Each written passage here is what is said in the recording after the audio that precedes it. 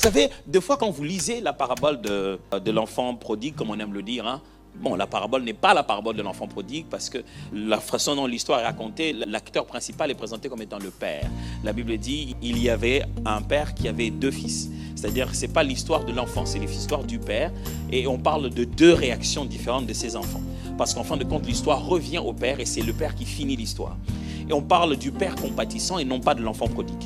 Il y a un enfant prodigue et un enfant légaliste qui pense qu'il a le droit et donc ça devait commencer par lui. Mais les deux ont un père compatissant. Quand vous regardez cette histoire, vous avez l'impression que l'enfant qui est parti, eh bien, il s'est repenti. Il s'est dit non, je reste mon père. Et c'est ça sa grande repentance. Non, c'est faux. Cette repentance est partielle.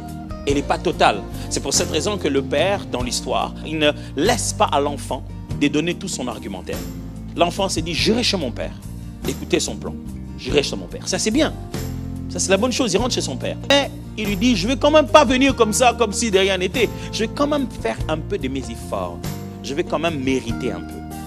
Voilà ce que je vais faire. J'ai tout abîmé là-bas. Mais moi, au moins, au milieu de tes serviteurs, je vais mériter mon salaire. Vous voyez? Ça, ce n'est pas la grâce de Dieu.